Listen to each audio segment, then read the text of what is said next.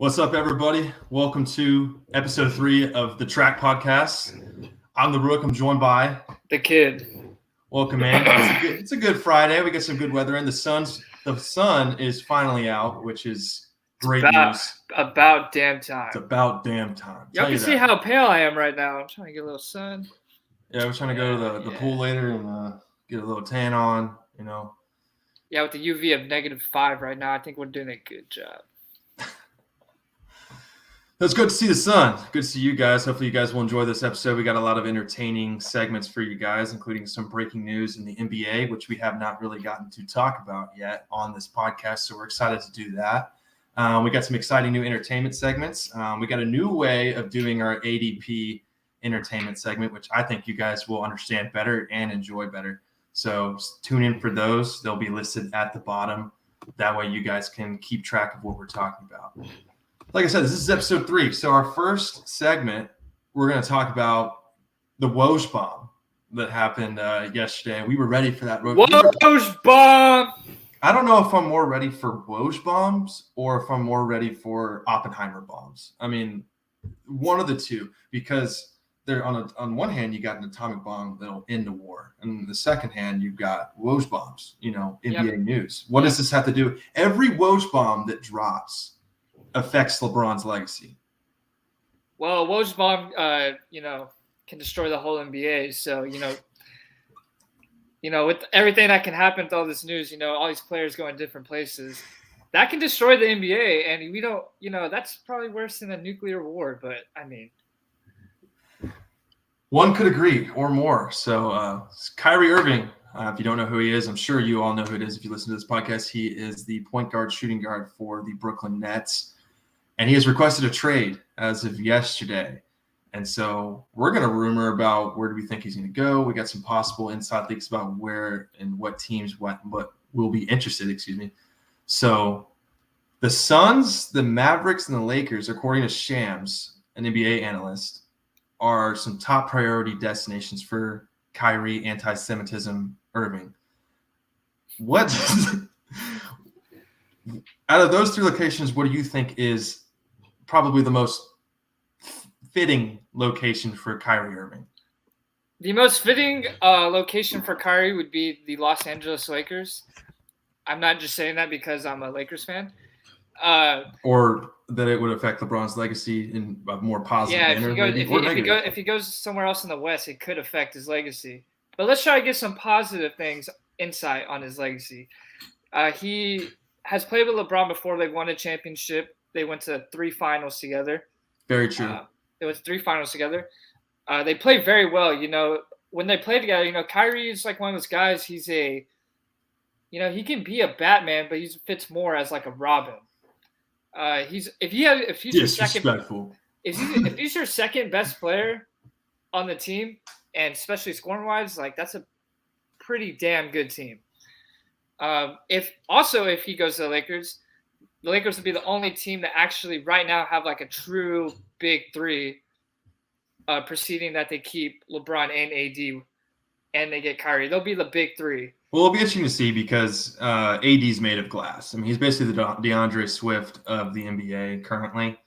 So we'll see. I mean, he was on the Kyrie Irving was on the Cavaliers when they won the 3-1 comeback against the pause. Thank you. The Golden State Warriors when they had the dang monster of a team, of a roster, and he hit the shot. And a lot of people argue, how does Kyrie Irving hitting that shot right there affect LeBron's legacy himself? Because a lot of people view it maybe as a positive way. Like, oh my God, they won the championship, but it wasn't LeBron that made the shot. But something that a lot of people forget, and that is LeBron's defensive play moments before, which sealed his legacy for Cleveland. The block that he made about a minute before the shot. If they make that layup, they go up to the Warriors do. LeBron goes full court and pins Andre Iguodala. Yeah, I'll do it. Andre Iguodala to the backboard. And, that leads to a couple of sequences. LeBron had scored 6 points right before that to even get them tied up. And then the shot heard around the world, and, the rest is history. They come back from a 3-1 lead. And so the Lakers would be most fitting in the Kyrie sweepstakes. How do you feel about a team like the Mavericks and going to go play with such a great young player like Luka Doncic? Well, we've used Prize Picks a lot, and so we've used to use. He's one of our honorable mention GOAT-mans in Luka Doncic. We like to bet on him. He usually hits his marks. Watching those games, though, you can just tell he does not have a lot of help. He needs some scoring help. He can't. It's almost like watching Josh Allen play for the Bills. They ask him to do way too much, and at a certain point, you're not going to be able to get to that big game. And that big game is what counts, what matters. You got to give Luka and people like Josh Allen the weapons to help him get over the hump. And I think Kyrie Irving will be a great fit there, talent-wise, in that category. It'll give some leading some pressure off of Luka Doncic. Maybe get I don't know if it's Den Whittle or Den Whitty. Den Whitty, some extra leverage as well. He might be more involved. So I think the Dallas Mavericks could be a good location. I'm not really sure about the Suns, though. They have I'm not sure. Do you know when Devin Booker is supposed to return? I know he's currently hurt. He should return right after the All-Star break. All-Star break is coming up right now.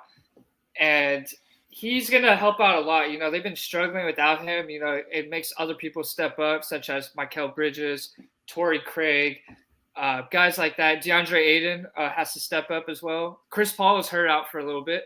Yeah, they're going to get more. I believe. Yeah, so he won't fit in that system quite too well. They already have, unless they're going to trade CP3. Right. Yeah. Which they've already got those shoes filled there. And they already have someone like Devin Booker. You know, the Suns, the fit doesn't seem like it's there. And we all know Chris Paul's legacy. You know, it's nothing like LeBron's. It is hitting a three down 42 to cut the lead down to 39. That's his legacy, you know. So, yeah, I just don't really see it with the Suns. They're making a run, but they just got blown out the other day. Pause. Well, whoa. Hey, yeah. Well, to speak onto your point about the Mavericks, Luka not having too much help. Yeah, he has a bunch of guys on the outside who are very, they're good players, especially ISO players. Like Dinwiddie's a very good ISO, get to the bucket. If his 3-point shots on, they're very hard to stop. Yesterday, Luka scored 21 points in the first quarter, and Luka's playing very well. He gets hurt, and the Mavs are up 27 points in the third when Luka gets hurt. By the fourth quarter, the Mavs were up by 4 points with 5 minutes left.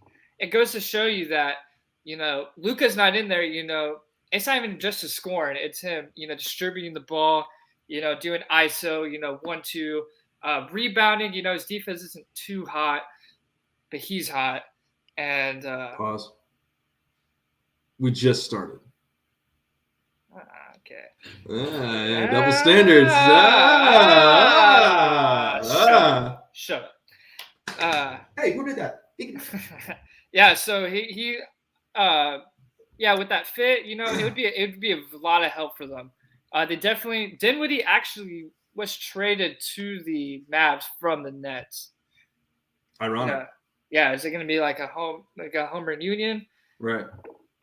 Yeah, so clean dap up with the snap. Yeah, the Lakers would be the best fit, and especially if AD can stay healthy, that team will definitely get into the playoffs. They probably won't be a top 3 seed, but that's one of those teams with Kyrie like you do not want to see in the playoffs. And I believe the Lakers have won 2 or 3 straight. We've watched a couple of their games here. They beat the Pacers last night by 1, and then and then they beat the who did they play right before that? We were watching the game. I can't remember who it was. The Knicks. Yeah, because we were watching Julius Randle. Right. Yeah, that's where they went to OT. OT, yeah. Yeah. Good I have a question. One last question about Kyrie Irving, then we'll move on to our ADP segment. Do you think that him moving from the Nets had something to do with like Ben Simmons and KD consistently being vacant from the active roster? Because there were complaints that Ben Simmons was like he had like knee soreness and he was out of the active roster. He wasn't playing. Do you think that has something to do with like maybe Kyrie Irving didn't like the culture? Maybe he's upset that they're getting blown out by the Celtics by whatever it was, 50 or 60 points, and he doesn't want to see that again? You think that he has something to do with Kyrie and KD and Simmons? Kyrie's been wanting out of Brooklyn for quite some time now. He, all offseason they're talking about Lakers and Kyrie and where's Kyrie going to go. And, when he plays on the court, he's a great teammate. They're getting blown out by 40 points against the Celtics. And, one of his guys makes a shot. He's clapping for them, giving them advice on the sideline. He wants to be there, but he really doesn't want to be there. He wants to play basketball. I just don't think Brooklyn is where he wants. Him and KD's relationship hasn't been the same since they started playing together. They were best friends before that. And I think he kind of, all in all, he definitely regrets the decision about not playing with LeBron anymore. And he spoke about how he was young and he wasn't mature enough to realize what he had until it was gone. And I know he wants to be like in a reunion with LeBron. So I want to see if the Lakers make a move. They got a 2027 first round draft pick unprotected. They got a couple pieces they can move. And yeah, we'll see what it goes. But Kyrie should Lakers should try to get in there and make a move if they can, send all the ammunition. And, he said if they don't trade him, he's gone by July. So get him for something. Get him for something or watch him walk, Right. Kind of like your ex, you know what I'm saying? Like she's never coming back. Watch her walk, Right. Wish her luck and walk away, as Jocko Willink says. Wish her luck and walk away. And if it's a good thing, she'll come back. But if it's not, you'll never hear from her again. And that's okay. Good luck, walk away. So, coming back. She's never coming back. Should I call her? Post on your story of lyrics and let her know it's about her. Fair enough. So we got the kid. He's going with Kyrie Irving with the Lakers. That's his top spot. I'm going with the Mavericks. That covers Kyrie Irving. We got our ADP segment up next. We're going to draft our top 3 worst hangover drinks, but we're going to do this a little bit differently than what we have been doing before. Before, we've been doing it in a weird way where we have ADP and we're drafting our top 3, but it's not working like a draft. So this time, we're going to work it like a draft. The kid is going to have the number 1 overall pick because I'm a nice guy. I'll get the second pick and we'll rotate. And you can't pick what he has already chosen. So this will be a little bit tough. We each get 3 picks. The kid, I'll start with you. Your top 3 worst hangover drinks, ADP segment. Going number 1 overall, I think everybody should have this. Number 1, I'm going with vodka. Man, the stories I could tell you about the vodka days. I used to be kind of wild child and, chugging Tito's at the bottle, a little bit of Sprite on the side. Me and my boy Big J. Whoa, Chuckster, we're live. And there'd be days where I drank a bunch of vodka and I couldn't, eat for like 3 days. And damn, those all that sugar in the vodka, you might as well just eat like 40 pounds of Skittles. It's probably the same feeling. All right, Marshawn Lynch. Do I look like him? A lot of people, I had a friend of mine tell me that I looked a lot like the Denver Broncos quarterback, and I misunderstood what he was talking about. So I was like, Russell Wilson? And he was like, dumbass. No, I'm talking about Drew Lock. And then I got a little bit offended. Yeah, I'll never forget when someone told me, they were like, yeah, you look like the kid from Karate Kid. I was like, oh, for real? Jaden Smith? And yeah, so I'm gonna go vodka, especially Tito's number 1. All right, we got vodka as the number 1 pick. I want to go with Jack Daniel's whiskey. This is a personal one for me because I cannot stand it. I think the taste is nasty. I hate that it's a well at most places. I wish they would flip-flop it with Jim Beam. Some places it is Jim Beam, but it is something about Jack Daniel's that makes me want to put a fist through my closet door and actually debate whether Mahomes is not the best quarterback in the league. Watch yourself. Right. Exactly. So screw the Jack Daniel's, great drink, not anything against company. Screw that shit. Jack Daniels. Daniels. He will kick your ass. That's for sure. Yeah, and I bet he would kick your ass when he was alive too. All right.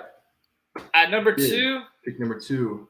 At number 2, this is going to be a little different. I'm going to go with white wine. White wine. The headache.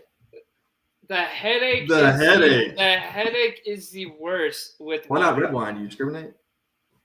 Well, the red's a little too rich for me. I'm a poor college student. I like that cheap white Moscato, and man, those headaches, man, like you wake up in the morning, it feels like Optimus Prime's just breakdancing on your head because your head's just about to explode. And oh yeah, just that Moscato and the headaches, and then you wake up. You gotta take a dump. It's about the size of Mount Rushmore. Yeah. It's one of those ones where you wake up and you always regret it, but it's always a good time. Ain't nothing like being wine drunk, and maybe have a little bit of crackers with it. Because if you don't eat the crackers with it, you're not gonna be able to eat the next day. So. Good luck. So 1.01, we got vodka. At 1.02 from the Rook, we've got Jack Daniels. Second pick, 1.03. From the Kid, we've got white wine. At 1.04, we've got Fireball. Fireball. That is one. You took my pick. Took your pick? Well, that's how it works. I had my pick set up. I had it set up. I got a lot of picks stolen from me in a lot of our fantasy drafts. This is just a little bit of payback, just a tad bit. Fireball. That one, we had a party one time. We were working at one of the corporate restaurants that we used to work for. And we're out there at the pool, and we passed that thing around. Oh, yeah, that was a good time. Oh, boy. Let me tell you what. Me and your boy, the Kid, have been through the runt in college experiences. So, we ain't no Nelk boy, but we know how to get down, Wood. Oh, yeah, let's get down, Wood. Let's get down, Wood. Shout out to Shot Caller for that one. Redwood from the brand. All right. You're up, the Kid. Third pick, 1.05. Number 3, I'm going to go with Rumpleman. It's like, damn, mouthwash. I like to say more like a candy cane, make myself feel better about it. Pop Rocks. Those hangovers as well are, when you start drinking Rumpleman, it's 100 proof. And, it's like you're like drinking it doesn't taste too bad. It gets a little burn to it, And, you're like halfway through the bottle and you're like, oh, man, it hasn't even hit me. I'm feeling good, Next thing you know, you wake up and you don't even remember actually. You turn around. You drink that? I've had that. You turn around and you're like in the music video by Kid Cudi, Frequency. And you're just like moving through space and time. It's like a regular show episode. Well, it's so crazy that I can't really give stories about Rumpleman because I only can tell you the first half of the bottle, and then after that, I just wake up.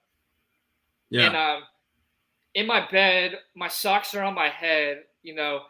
My hair is all over the place. I don't remember anything, and at that moment, I've realized I need to stay away from the Rumpleman. Only thing it's good is that it gives you good breath. If you try to go talk to an old lady after drinking Rumpleman, it's gonna be like, did you just brush your teeth? Yeah, just now on the for the first time in 3 weeks. Yeah. That'll clean it out. That's like an antibiotic juggernaut. And I mean, if you want to use it as mouthwash, you could, but it might burn your throat a little bit. Yeah, give you a little buzz too. Yeah, buzz. All right, last pick of the segment. Give me a second here. I had it just a moment ago. It'll probably come out to me later in the podcast. Oh, I'm sorry. This is for the JUCO boys out there. This one's for the JUCO boy. If you played JUCO baseball, JUCO athletics, and you just now started out drinking beer in college, you came from a little small town, whatever, and you're like, let's get busy with it. Let's see what these kids are about. Fit in with the group, blah, blah, blah. You know what this is about. 20 plus Keystone Lights. 20 plus one. You get hammered off of a Keystone Light, it's wraps for you. the next morning. Talk about toilet, digestive system, anything, stomach, Bro, that's arms, what elbows, shins, fingernails. You name it, it's hurting. Keystone Light. My little sister drinks. That's what I'm saying. Natty Lights, Keystones, in that category. That cheap ass like off-brand beer. Trust me, you ain't ever been at JUCO. I've been through the Keystone phase when I was like 11. 11. I'm from Corpus. We get down a little different down there. I'm from the Bluff. The Bluff rat. I'm a Bluff rat. We get down a little different. Hey, respect though. So nice list, man. It's a nice list. I can't wait to play you week 1. Good draft. Yeah, good luck on your team. Really worried about the Jack Daniels, but besides that, I think my team can handle well. I'm sorry, I took your pick, Fireball. It's okay. I took Eckler from you. We can make out later. What? Hey, yo, shut. It looks like I'll be continuing by myself. Luckily for him, this segment he hates. So we'll get down and dirty. Oh, he's back. You quit being so sus on this thing. So that's why they call me Captain Sus. You are Captain Sus. Sergeant Bozo over there. And we got a lot of people viewing the show right now. We got an eyeball with 0 right next to it. So I think that means like infinite. Yeah, we're like Thanos. Okay, respect. Yeah, with the Infinity Gauntlet up there. All right, next segment of the podcast is Dak Prescott, Tony Romo. Dave Hellman spoke about this on Speak. I know Dak Prescott, which I still don't understand why. He has been the major headline for all media outlets for like the last 3 weeks when there's a friggin' Super Bowl coming up next week. And they're still talking about him. So we're still getting news about him. On Speak, Dave Hellman, a former reporter for the Dallas Cowboys, and is now on the show with Emmanuel Acho, Shady McCoy, and Jason Taylor, sister, Joy Taylor. And they run a show all together. He said that Dak Prescott is compared to Romo and that they have the same career, organizational management, and are judged the same. Do you think that Dak Prescott is having either a Tony Romo-like career or an exact replica of Tony Romo's career? I think Dak has been given more than Tony Romo was, especially defensive-wise. Dallas's defense ever since they got Dan Quinn and they got rid of Nolan Smith, they've been if not the best defense, maybe a top 10 defense. This year, they, great pass rush. They've been drafting well. The only difference is like the line. They're starting to get old, tired Smith, which was a big thing. One thing Dak did to improve was that when Tyron Smith was out, he still, when in his career, when Tyron Smith was out, that team was different. Dak was young. He wasn't used to that, the protection. He wasn't used to like doing all this, making something out of nothing. Right. Tyron Smith, he got used to it, and he got better. And with the offensive line, I thought losing Lyle Collins would be a big loss. Terrence Steele stepped initially. up. Yeah, Terrence Steele, I did not believe in one bit. Stepped up. Baidez, I know he's not Frederick, but he's a damn. Do not doubt them corn-fed boys from Wisconsin, bro. Hey, that is a damn good center. He's not no Kelsey, but he's damn good. Oh, nobody talks about him one bit, but his pressures, I don't have the exact numbers, but PFF and a guy we follow, Marcus Mosher, has posted a lot of PFF grades on him, which is the system everybody uses to grade football players. Everybody knows that. This dude's a monster. He does not allow pressures. He doesn't hold. He's just a solid player. He's a solid draft choice. A lot of people were afraid that when Tyler Baidez went up against Jordan Davis for the Eagles that it would be trouble, and I might be mistaken. I think Jordan Davis was actually hurt one of the games, but he held his ground. But back to the Dak Prescott and Tony Romo comparison, I agree with you. I think that Dan Quinn coming in really changed the narrative of his storyline, of Dak Prescott's storyline, because when Romo would first enter the league, he needed a couple of years. He was an undrafted free agent out of Eastern Illinois. And he comes in to to the Dallas Cowboys organization, and he has Wade Phillips as his initial head coach. His average, he worked better as a defensive coordinator for the Broncos when they won the Super Bowl with Peyton Manning. A lot of people forget. And who did we get from the Wade Phillips? After Wade Phillips, we got Jason Garrett. And after Jason Garrett, do you remember how many 8-8 seasons we had? It was miserable. It was the headlines every year. They're just going to go 8-8 again. Who cares? Well, and it happened. Well, I think about the kind of saying what they had to go ahead. catch you off like that. It is my turn. I'm not going to bring in. They brought in Zeke for Dak because they brought him in for Tony Romo. They were still drafting for him. Yes. By 2017, like that was Dak's team, so they started, helping him out. Besides Terrell Owens, the Cowboys never got Romo guys like that. I guess they got Dez, but then he had Terrence Williams. They got Amari. They traded for Amari Cooper. They drafted CeeDee Lamb. They're getting. I guess this year's the only year where they didn't Tolbert at the moment is not looking too hot. He has a lot to. Yeah, who knows with that? Yeah, who knows? It has to be The rumor is, that he doesn't understand the playbook, and I got that from a report on Twitter, and also from my brother, who we usually share the same Twitter mentions and stuff like that, and the same feed. He was saying that the rumor was that he doesn't understand the playbook. I'm not sure if that's correct or not, but he did not participate in any games. Getting Tyler Smith, they drafted. Connor Williams is no longer on the team. They're drafting. Thank God. Yeah, he did very well in holding this year. Oh, when he was on our team, he had a lot of holding calls. But it's like Flozo Adams 2.0, except he's white. There you go. Yeah, so they were giving Dak a lot of help, and CeeDee Lamb, that pick was like a value pick. It's like when you're deep in the fantasy round, it's like, man, it's like when you play fantasy, you don't draft about what you actually need, you draft value. Let the value speak for itself. And CeeDee Lamb was a value pick. They didn't need CeeDee Lamb at the time. Yeah, there are times for needs and there are times for value. Yeah. And, they got CeeDee Lamb, and he's turned out pretty well so far, I would say, Yeah. Except he has guys. Well, yeah, you have guys like Jetta in his class. It's going to be hard to compete with a guy like that. Jetta's best wide receiver. Which is pretty incredible. I want to go back to what you said about Zeke, that they were drafting to get him weapons and stuff like that to help Tony Romo out.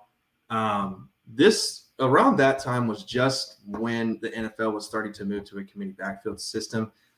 Zeke, in my opinion, it might be go down as one of the worst draft picks because of, you talk about value. On the board at that time, we had a much better option, and that would have helped because your complaint was that Tony Romo never had that defense that he always needed. Hindsight's 2020. Hindsight's 2020, but Jalen Ramsey has been a top 5 cornerback in the league for almost 8 years, however long he's been. Romo at that moment was probably like a top 6 quarterback, and you saw how he played with DeMarco Murray, and running the line was still great. Right. You would throw in someone like Romo on that team. That team is. But who was in the second round? Yeah, Derrick Henry. Derrick Henry. Exactly. There are values you can get later on in the draft, but and that moment right there when you're in the top 5 of draft picks in the first round, I don't remember any running back in my memory log that has been drafted top 5. They had Trent Richardson that didn't work out. Yeah, right. Yeah. Well, the thing about that's another thing. Alabama running backs usually don't pan out well because they run so much.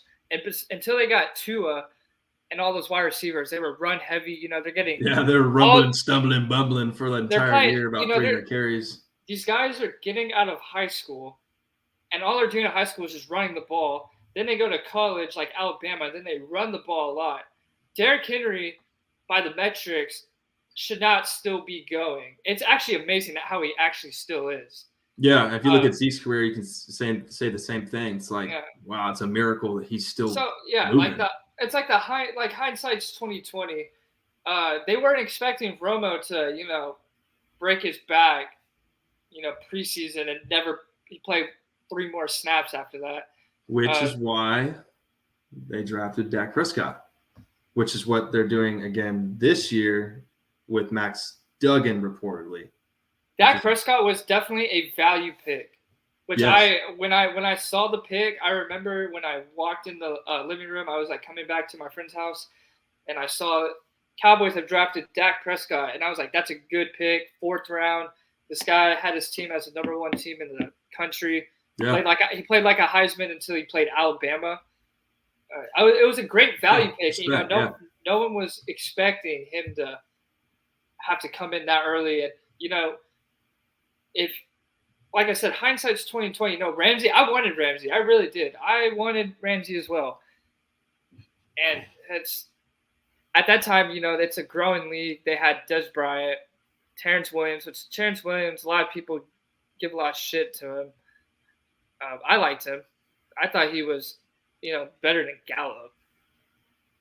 Yeah, I mean that's arguable. Gallup's had a very weird career to start his tenure with the Cowboys. He had that torn ACL. Then before that, he kind of had like a hot or cold, monster season where you just see these freak plays. It's almost like a George Pickens rookie year where it's like, good Lord, how did he catch that? How did he stay in bounds?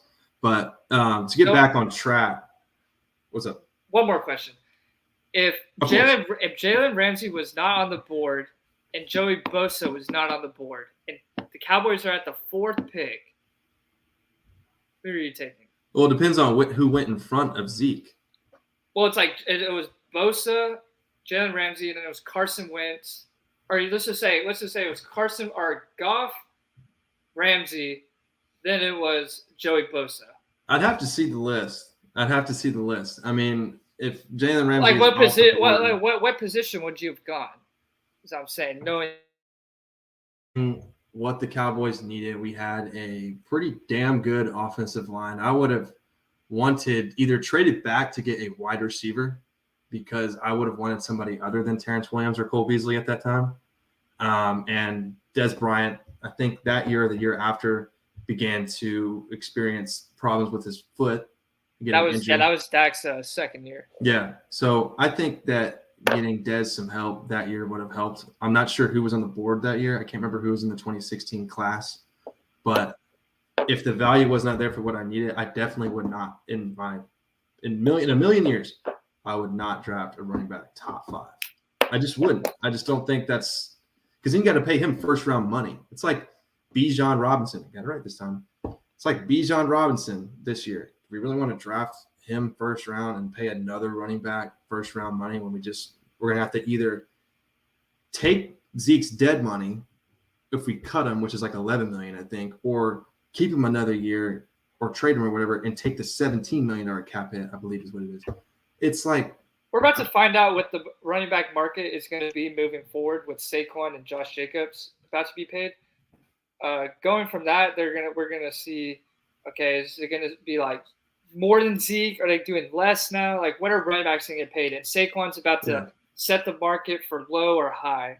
And we'll find out this offseason if the Giants re-sign them or if he goes to a team like Dolphins, stuff like that. We'll see. He's gonna do the market, and then from there, it's going to be a lot easier for coaches to decide, what are we going to do with running backs? Bijan is kind of one of those guys. It's going to be hard to not let a guy like him get out of the first round. It's going to be very difficult. So at the end of the day, I think Dak Prescott's career is pretty identical to Tony Romo's in a sense that they've had a change of coaches early on in their careers, basically when they hit their peaks, and then they switch to a different coach, and they're lacking something on one side or the other. They don't make it to the championship round. I think in retrospect, if you look at it as a whole, they have a very similar career. And I think we both kind of agree on that. And their talent is, you can argue who's better, who's worse. They're very similar. Romo is better at some things. Dak is better at other things. It's a great comparison. I just think that it's unfortunate that they have the same story because it seems like a circus and a Ferris wheel keeps going round and round. But I mentioned earlier that Jerry Jones and Stephen Jones were looking at Max Duggan. We'll just very briefly touch on this. He's being eyed by the Joneses in this year's draft. Do you see that as a threat against Prescott and his performance this year, or do you see it as insurance because of his injuries? I see it as insurance, as injuries. He's coming off the ankle, the calf, shoulder, broken thumb. It's more of insurance. I don't believe they're going to go looking for a guy in this draft to take over. Right. Yeah. But like we said, he's on the clock, and you can find a quarterback who wants to be a quarterback for the Cowboys. There's always guys who love the Cowboys. What did the man say himself, Tony Romo? Football is a meritocracy. You got to earn it. And who knows? This might be another Tony Romo, Dak Prescott, right? Dugan. Might be another story like that. At the end of the day, Cowboys win. Cowboys win. We just won a Cowboys Super Bowl. I do not care how they do it. They can. I care a little bit. But. They can throw 900 times, or they can punt 900 times. They can kick 500 field goals. You can field goal a team to death. Yeah, it might be boring, but if it's gonna be boring as hell, but if we get the dub, you're gonna see me in the gritty and you see me eating dubs like Jameis Winston. That's a W. Tastes like salt. Tastes like chicken. All right. Next up is our entertainment segment. This one is brand new for you guys. We wanted to get we're gonna come up with a name sooner or later, but we're gonna have our top 10 quarterback rankings, TRAK rankings for you guys. We're gonna let the kid go first. I asked him if he wanted to write this one down, but he's got it logged in his memory. So we'll see. Photographic memory. And if you're in the comments, or if you see this video and you want to comment after the video is done with the broadcast, I have it in the comments as well. You can comment your top 10 quarterbacks. We'll react to it. We'll post it on media. We'll laugh. We'll interact with you guys. We want to interact with you guys. So the kid, I'll leave it up to you. All right, y'all are gonna know if I'm going with that number one. I'm going Baker Mayfield. That's right. That's.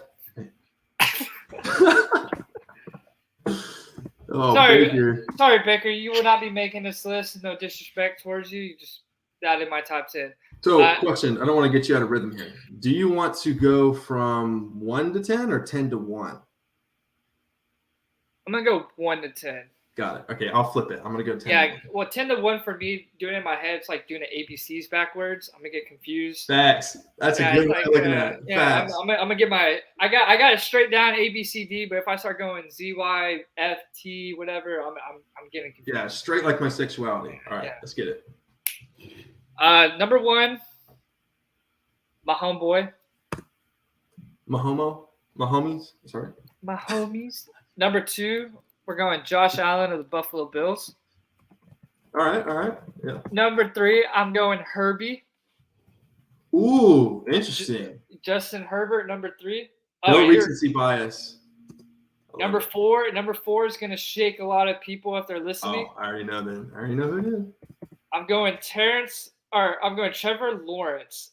Terrence Lawrence. I had Terrence Williams in my head. Trevor Lawrence at number 4. Number 5. Interesting. Debate that in the comments. Yeah. Number 5, I'm going Joey Burrow. Joe Shiesty. Number 6. I'm going to get a lot of hate for this one. I'm going Lamar Jackson. Dude, that's terrible, dude. Dude, why? How could you even say that? How could you even say that? Yeah. Number 7, I'm going to go with Jalen Hurts. Figured. Oh, you figured? Did you look at my list right before this? No, we said it before you started. It's in your head. Am I supposed to read your brain, dumbass? Damn, that was kind of mean. That was a little mean. Want to hug it out? No. Number 8, I'm gonna go with. This is where it gets a little tough for me. Number 8, I'm going to go with Dak Prescott. Okay. Now, I'm guessing you're referring to that as him when he's hot. Pause. Yes, this is a At their best. yeah, basically. Okay. Number 9, I'm gonna go with Kyler Murray. Okay. And Yeah, number I like that one. number 10, this one might be a recently biased. No, I can't do that yet. I was gonna say Gino. I can't do that yet. Do it, bro. Do it. You know- This you is know, your show. and This I is just your show. Yeah, I just want to say I'm not gonna put in A-Rod. I guess A-Rod is still playing. But A-Rod might retire. That's the thing. A-Rod's so tough to put in lists like this. So I just want to say I would go with like the next 5 years. Do it. Do it. At number 10, I'm gonna go Geno Smith. Go, man. Go, man. Go, man. Somebody with some balls on him. I like it. All right. Nobody at ESPN is going to be doing that unless you're like Bart Scott. That's a good list. Mine's very similar. We'll get to that in a second. You had Josh Allen at second. I'll get to my list. That's interesting. I like it. Though, because there's a lot of recency bias that is negative about Josh Allen. Herbie and T-Law in front of Joe Shiesty. Very he has a lot of weapons and a lot of things to do with that. Exactly. So we'll compare them here in a second, but very interesting list. Love it. Geno at 10, badass. All right, the Rooks, top 10 track rankings, top 10 quarterbacks. At number 10, we're going to start off with Kyler Murray. Now, Kyler Murray has been hurt. He tore that ACL this year, which cost me a fantasy game, by the way. I needed 6 points from him. Wish him the best of luck, though. Wish him the best of luck, though, in getting healthy. He's got a long road of recovery. You got another Kyler Murray at 10. Dak Prescott is going to be at 9. I think this is I have him higher than you do, which is why I was so shocked. That's crazy. That's why I asked. I was like, wait, is this like when they're at their best, or is this like general rankings? This is where you're going to get real confused because you didn't put this guy in your list. I have A-Rod at 8. I just couldn't really see myself putting Aaron Rodgers past Dak. It's nothing about A-Rod's not that's one of the top guys. Yes, it's just like he's at that kind of age where, you don't know what he's going to do. He could smoke a mushroom tomorrow and be like, you know what? I want to go skateboarding. If he retired, I would not be surprised. I really would not. I would not either. I wouldn't be surprised. And, Brady retired too. That's like when we used to do the power rankings, basically with like Tom Brady. It's like, do you put Tom Brady in there or like do you not? Like what? Like he retired, he didn't.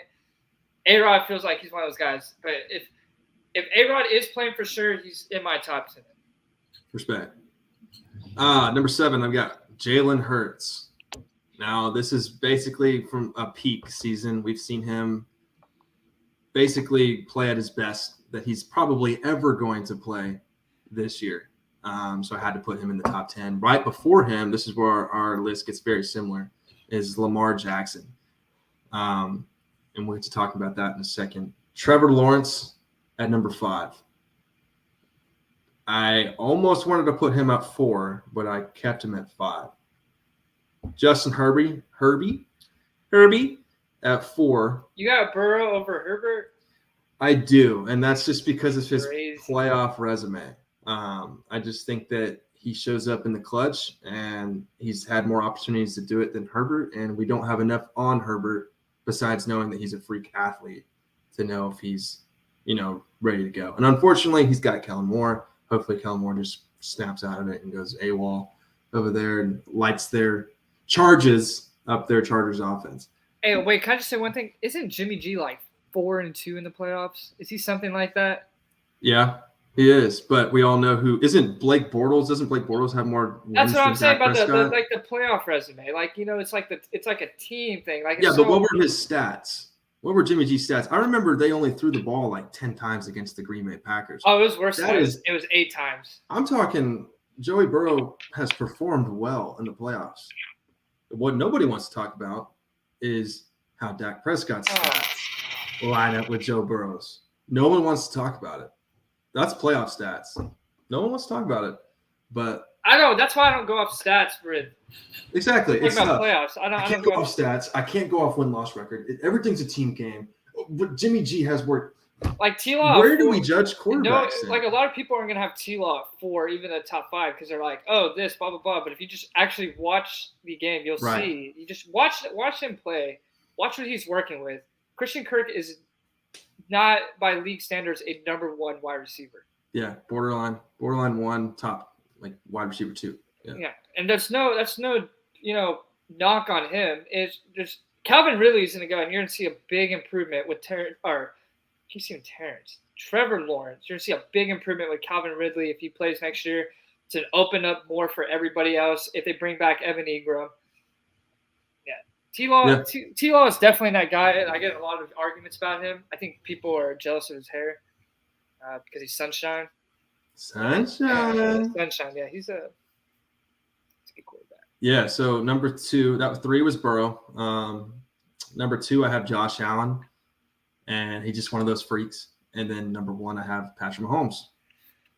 So we both have Allen at 2, which I think is important because a lot of people are very negative about him this year. And I explained it earlier in the podcast saying that he does not have enough weapons in his arsenal to really succeed. And the offense can't depend solely on Josh Allen to do everything for them. No run game. That's the most important thing. He has enough, I guess you could say, to suffice, but not enough to give over the hump at his wide receiver core, nor at his running backs.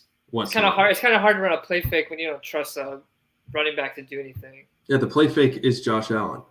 Yeah, Josh Allen. He does a lot for his team, and one big knock on people are saying Josh Allen was better than Mahomes is when Mahomes, he had Tyreek Hill, Kelsey, all those guys, and then Tyreek Hill leaves, and he still almost beats Peyton Manning's passing record. Those for like 45 touchdowns. And the thing about him is like his numbers always match his play on the field, which Mahomes is probably the only guy who can actually do that.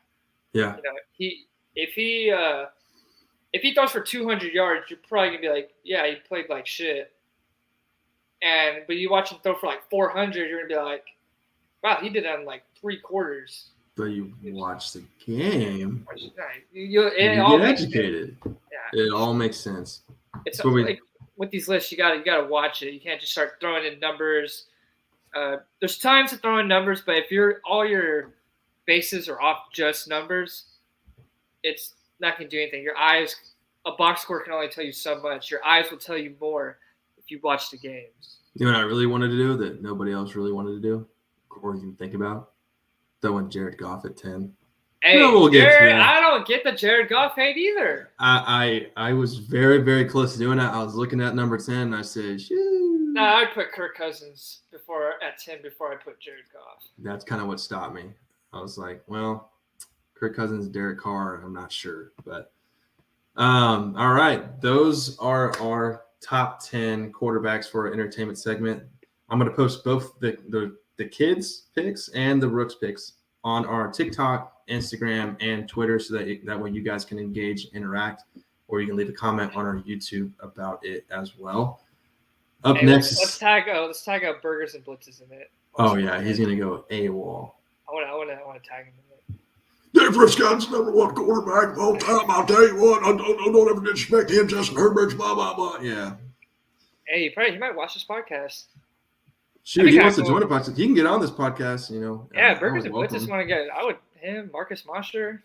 I got on his wave on the wrong year. Is when Dak had his best statistical year, and he was just hyping him up. We're like, oh, cool, great. And then the next year came, and it was just like, no matter what the struggles were, it was always hyping him up. He's elite. I would love to have a conversation with anybody about anything. I would love to moderate it. I'll have a conversation. I would love to moderate it. I'm not backing down from anything. Never back down. Burgers and Blitzes, Marcus Mosher, if y'all ever watch this, we'd love to have y'all on the show. I think it'd be interesting, and we could give insight with everything. And yeah, Marcus, we'd love to talk draft talks with you. I know you've been high on Tank Dell. I'd love to get to dive into that topic with you. our next one. LeBron James's might we say Woo-hoo-hoo! Man, I wish I still had my legacy LeBron. game? I wish I still had my LeBron jersey. I sold it to my buddy Tim. Sellout. You're a sellout. It didn't fit me anymore. It fit my buddy Tim though, and it looked good on him. And I just was like, I was like, hey, I sell it to you. It's a good jersey. Made a quick. You want to hang up on your wall? It would have been like a cool background. The only jerseys I hang up on my wall are my own. I got a few retired. One time I scored like 5 points in a basketball game. Kind of something. Are you gonna hang up your Aquabolics jersey or intramural softball team? I would, but that's my ranch shirt. I like wearing it on the ranch. Ranch. You're wearing it on the ranch, doing man work. So LeBron James, as we all know, is chasing the record, Kareem's record of 38,387 points. LeBron only needs 62 to tie, but 63 points to pass the record. Will he do it in the next 3 games or less or more? LeBron will do it when they go back after this road trip. When they go back to home, he's going to do it. He's going to do it against the Thunder. He's going to do it against the Thunder on Tuesday? He's going to score against the Pelicans. He's going to score 35 points. And then he's going to go back home, and he's going to – you're going to see some Kobe-esque, last game of the year, some ball hogging, and everyone's going to enjoy it. What I'm really intrigued is, and I want to hear your opinion on this. Before the season started, Draymond Green has his own podcast. Very good podcast. Anybody who's never seen it, go watch it. Very good insight. Draymond Green is a very good one of those guys, talks about things. He gets insight. He's a player's player. I don't know how to explain it. He said that if the Warriors have a game and LeBron has a chance to break the record, he's going to miss the game. Do you believe that? He's going to miss the Warriors game? Oh yeah, he's going to miss his own team's game to go watch LeBron break the scoring record. He said that on his podcast before the season. No way. He said that. Should the NBA take action of Draymond Green saying this? I know they haven't done any action towards it, but it's coming. It's about to happen. Is he going to actually do it? And if he does, what should the NBA do about it? They should suspend him and fine him and take him out of the NBA. He should never be able to play again. No, I'm playing. Let him do it.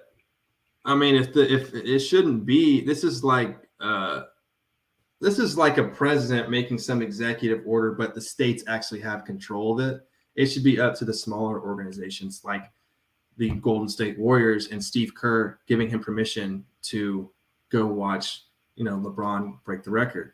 I'm sure that could be like Draymond can grind it out right now. He could go full 25, 30 minutes a game. And then for that game on Tuesday, I guess, or Thursday, whenever he needs that record, whenever it might be obvious that he's going to get that record, I think it's okay that Draymond Green would be able to go watch. I mean, this is something instrumental. This is like if Tom Brady had his last game in New England, and everybody knew he was going to retire after that game. This is his retirement send-off game. The team sucks. They're 4-12, whatever it may be. And it's a send-off game. And there's some players that want to go watch it, admire the GOAT, as much as it pains me to say that. After I think it'd be okay. I just think that it shouldn't be an overreaction. I mean, Draymond Green isn't as efficient as he was when they had the Monstars roster, basically. But he's still a role player. And what if he wasn't? What if he wasn't a role player? What if he wasn't? What if it was someone like Steph Curry or Giannis? All these. That's a great question. All these fans are paying money to go see guys play. Well, apparently Steph Curry can do whatever he wants. I mean, I don't really know who would tell him no, but I guess if it was somebody like Kyrie Irving, it would make headlines. But the thing is, it's like these fans are paying money to go see guys like this. Maybe not Draymond Green to that extent. Yeah, that's what I'm saying. They have to go see guys. Someone like Steph Curry. If he misses his game to go watch LeBron's game, And what about the kid or maybe the mother who spent, all this money to get her kid a ticket to go see his favorite or her favorite basketball player? Yeah. And Steph Curry will not play because he wants to go watch LeBron break the record. The NBA, if Draymond really does do this, I don't know how their schedules will line up next couple weeks. They will. He will get fined. Yeah. They got to set an example. Probably. The NBA, yeah. I tell you how this affects LeBron's legacy, though. So Draymond Green willingly wanting to do this on his podcast and stating it before the season starts, knowing that it might happen and stuff like that. I think him leaving the Warriors and going to watch the Lakers and LeBron James get that record is proof that he threw the 3-1 Golden State versus Cleveland Cavaliers game, and that affects LeBron James's legacy in a negative way, including Bronny's. And Bronny hasn't played a minute in the NBA right now, and we'll know that the NBA is rigged. This is huge. Well, what's crazy is in Game 5 or Game 4 of the NBA Finals, that's when maybe it was Game 5. It was Game 4. They called Draymond said very loud he called LeBron a bitch. And everyone's talking about like, do they hate each other? But ever since that moment, they've had the highest respect towards each other. They're best friends. I know LeBron, they like hang out together all the time on the outside. They'll join each other's shows, the shops, stuff like that. And, he has the highest regards for him. And I know he wants to be there for one of his good friends. They had the Banana Crew, which was like Carmelo, CP3, Dwayne Wade, LeBron. And then over the years, he's built this bond with Draymond. Draymond just wants to be there for his friend. But I can see where the NBA has to kind of step in and be like, you can't do this. You can't miss your game. These fans are paying all this money to go watch y'all. Right. You can't just be like, oh, I want to go watch someone else play. And Adam Silver has been a very good commissioner for the NBA. He's probably the best commissioner in the sports. Yeah, all sports is a very good commish, and he'll do right by it, and we'll see what happens. But LeBron, he should be passing it in the next couple of days. I believe he does it against the Thunder. Because they play on Saturday, I believe, right, against the Pelicans. Score maybe a quick 30 there, then go balls to the wall, pause against the Thunder on Tuesday.